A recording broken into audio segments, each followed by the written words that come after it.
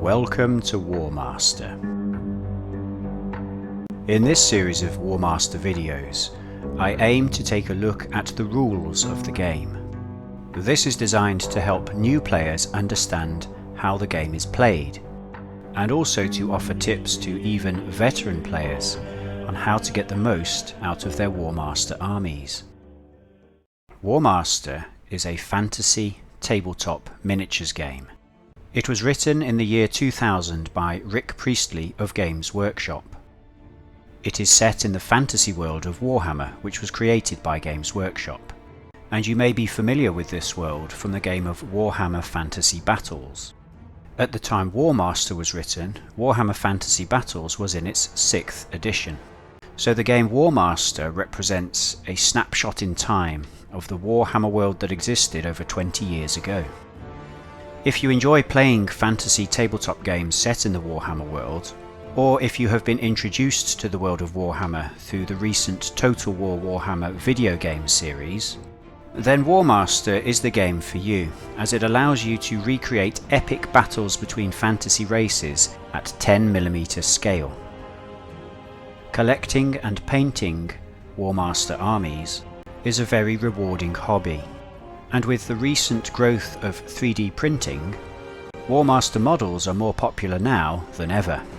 Warmaster is supported by a solid rule set, including, at the time of recording, 24 different armies representing separate races from the Warhammer world. The Warmaster community is very welcoming towards new players, and the Warmaster Rules Committee are constantly reviewing and updating the game rules in response to feedback from players. This process makes all Warmaster armies viable to play, and helps to reduce confusion or misinterpretation of the original rule set, whilst preserving the spirit of the Warhammer world that was.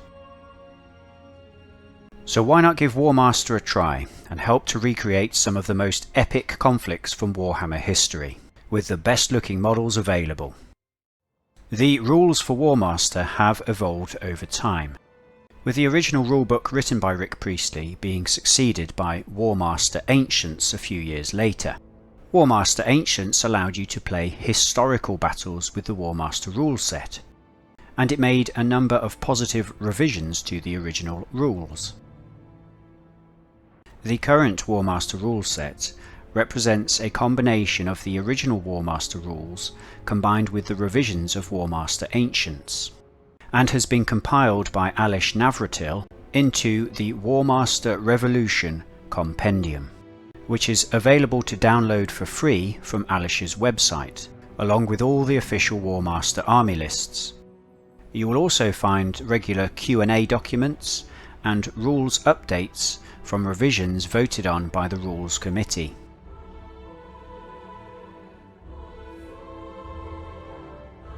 In order to play Warmaster, you will need some miniatures.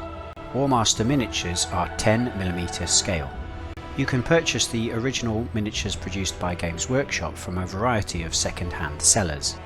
Alternatively, there are a variety of companies which produce 10mm fantasy figures suitable for Warmaster. And you can always print your own using a 3D printer by obtaining suitable STL files for your fantasy miniatures. There is also the very economical option of printing paper cutouts, which are a good way to try the rules out until you're certain of which army is for you.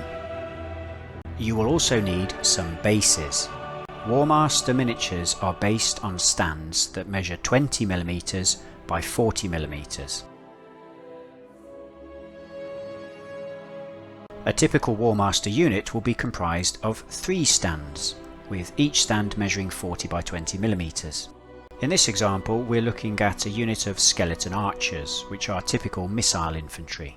Each stand has 8 individual skeletons on it, and as the skeletons are supplied in strips of 2 archers, you place 4 strips of 2 archers on one base to make a stand. Because this unit is infantry, the models are arranged to face the longer edge of the base, the 40mm side. Some Warmaster models will be supplied in longer strips. In this example, we have a unit of skeleton warriors, which are typical melee infantry. These models come in strips comprised of several skeletons side by side. Each stand has two strips placed one in front of the other, both aligned to face the long edge of the base. Some manufacturers will supply their 10mm models individually. This means you get to choose how many models to place on a base to represent a stand of troops. A typical infantry unit will be represented by 8 or more models per base. Although for some units, such as lighter missile troops, you can place fewer than 8 models per base to represent the unit being in a looser formation. If your unit represents troops which are larger than man-sized, you can place 3 or 4 models per stand, such as these ogres. Cavalry units will be represented by 4 models per base, and cavalry faces the short edge of the base, the 20mm side.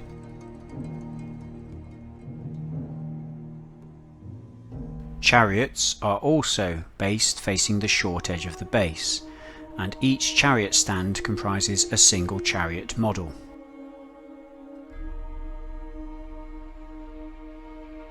Monsters are also based facing the short edge of the base. Monsters typically come in 2 varieties: single stand monsters, which, as the name implies, consist of a single model on one base, and units of monsters, such as flying monsters, which consist of 1 or more models per base, all facing the short edge. Artillery is also based facing the short edge of the base. Each base will comprise a single artillery piece plus crew, and a unit of artillery can consist of either a single stand or a unit of 2 stands.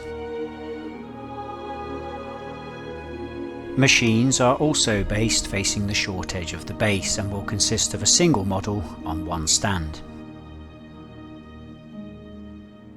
There are some exceptions to the way that units in Warmaster are based. However, the general rule is that infantry always faces the long edge and all other units face the short edge. So once you have the units you want and they're based correctly, you're going to need to put them into formation. In Warmaster, there are 2 basic formations for units. These are line formation and column formation. Line formation is where each stand is placed side by side, with each stand having the whole side of its base touching at least one other stand to form a straight line. Consequently, an infantry unit in line formation will look like this. A cavalry unit in line formation will look like this. Chariots like this, and monsters like this, with artillery like this. The second standard formation is column formation. Column formation is where each stand is placed one in front of the other, so that the whole front or whole rear of its base is aligned directly against the front or rear of another stand, to form a marching column. Consequently, infantry in column formation look like this. Cavalry in column formation look like this. Chariots like this, and monsters like this. If a unit arranges its stands in any other way than line or column formation, then the unit counts as being in irregular formation. Units in irregular formation cannot move as fast as units that are in line or column formation. Note that single stand units, such as single stand monsters, never need to adopt any formation, so never count as being in irregular formation.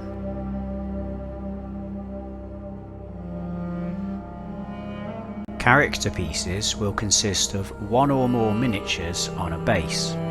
Character pieces don't have to be mounted on a standard Warmaster sized base.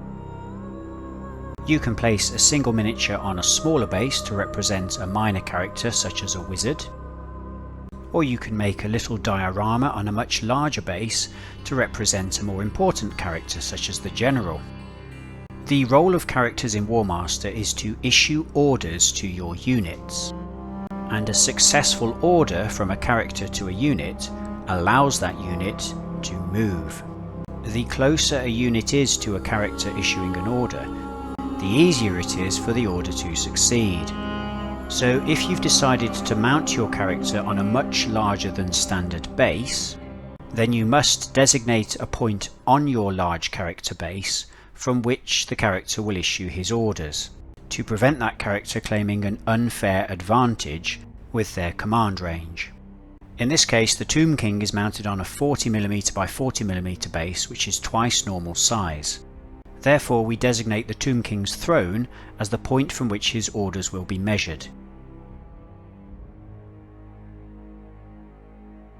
Warmaster is a game designed to be played on a grand scale, and each unit in Warmaster is supposed to represent a formation composed of hundreds of individual troops. At this large scale, the differences in personal prowess between different types of warrior are far less important than a unit's ability to follow orders and move where it needs to be on the battlefield to apply pressure or hold the line. In Warmaster, each unit has designated statistics to represent how well it moves and how well it fights. To start with, each unit in your army will have a troop name. This simply tells you what the troop is called, and in this example, our troops are called halberdiers. So it follows that to field this troop type in your army, you need to purchase and base some halberdiers. The second statistic is the troop's type. In this case, halberdiers are infantry. And as previously discussed, we know that infantry troop types must be based facing the long edge of the base. The next statistic is the number of attacks the unit has, and this denotes how many dice each stand in the unit may roll when making attacks in close combat. Missile units, such as the crossbowmen, will have two numbers in their attacks column, divided by a slash. The first number denotes how many attacks each stand may strike in close combat, and the second number after the slash denotes how many attacks each stand may make when shooting, in this case, 1 per stand. The next statistic is hits, and this represents how much damage a unit can take per stand before a stand is removed, as casualties. Hits can be thought of as a combination of the unit's physical resilience and also their morale. Armour represents a unit's chance of avoiding damage, either due to the defensive apparel they are wearing, their ability to dodge incoming attacks, or in the case of large monsters, their innate ability to shrug off minor damage. The armour value is the number you must roll on a single dice to save the damage. In this example, a unit of halberdiers may negate any hits it sustains by rolling a 6 on a d6. The command statistic is not used by units, this is reserved only for characters, and it represents how good a character is at issuing orders which are likely to be obeyed. Lastly, there is unit size, which simply tells you how many stands the unit has. If we look at some other selected units from the Empire army list, we can see how halberdiers compare to them. As all the units in the Empire army are humans, the difference between the number of attacks and the number of hits they have is not that great. Whilst the main difference in profile between knights and halberdiers is the fact that knights are cavalry and have a much better armour save. These differences appear small on paper, but in terms of gameplay, the difference of only 1 or 2 points between statistics makes a world of difference to how that unit performs. In Warmaster there are 6 different types of units, and the first and most common is infantry. The role of infantry is to take and hold ground. They can move up to 20 centimeters every time they are ordered. They can enter all types of terrain. They can claim defended status whilst occupying certain types of terrain, which makes them much more resilient in combat. and infantry stands may support each other in combat, which means infantry don't have to rely on causing damage to the enemy in the same way that other units do in order to win a combat engagement. We will discuss terrain and defended status in more detail in a future video. Cavalry is the second most common type of unit. Cavalry can move up to 30 centimeters every time they receive an order. Cavalry can't enter dense terrain types like infantry can, and therefore they can never claim defended status. Cavalry always counts as in the open, regardless of where it is positioned on the battlefield. If cavalry are defeated by infantry in close combat, then the infantry cannot pursue the cavalry. We will discuss pursuits as part of a video dedicated to combat. Chariots are the third most common type of unit. Chariots can move up to 30 centimeters per move, but chariots cannot enter or cross any types of terrain. Like cavalry, chariots always count as in the open and can't be pursued by infantry in combat. Chariots also gain bonus attacks when they charge the enemy in the open. Monsters are the fourth type of unit. Monsters move 20 centimeters per order. In the same way as cavalry, monsters may not enter dense terrain and always count as in the open for combat. Like chariots, monsters also gain bonus attacks when they charge the enemy who are in the open. Flyers are a specialist type of unit. Flyers are not an actual troop type. Instead, any other type of unit may be designated as a flyer. The most common type of flyer are flying monsters. Flyers can move up to 100 centimeters every time they receive an order, but no type of flyer may enter woods, and flyers may only be pursued in combat by other flyers. Flyers are allowed to ignore intervening terrain or other troops when they move. Artillery is the fifth type of unit. Artillery can only move 10 centimeters per order and may not enter or cross terrain in the same manner as chariots. Artillery may claim defended status when positioned on top of or behind certain types of terrain, however. Artillery cannot pursue enemies in combat and are automatically destroyed if they are forced to retreat in combat. Machines are the sixth type of unit. Machines may move up to 20 centimeters per order, but in all other regards are very similar to chariots, so they cannot enter or pass across terrain.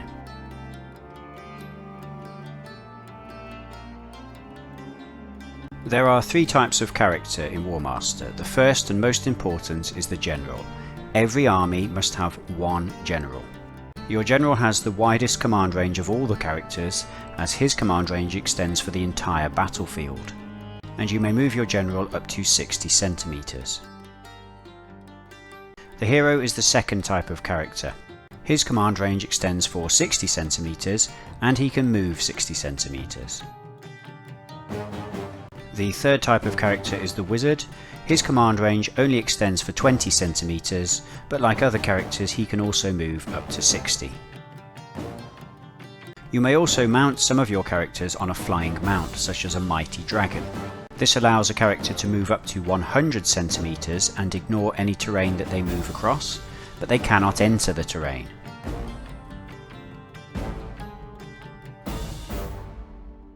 In the next video, we're going to talk more about how your units move and how they interact with the battlefield terrain and with other units. In the meantime, if you enjoy this content, please check out my other videos on this channel, where I post regular battle reports and faction focus videos. Be sure to visit the Warmaster Revolution website, where you can download all the resources for free. Also check out the Warmaster podcast by Paul and Barry, the Warmaster Facebook group, and also Peter Lamb's excellent YouTube channel, where he produces a Let's Play series of Warmaster videos. You may find links to all of these below.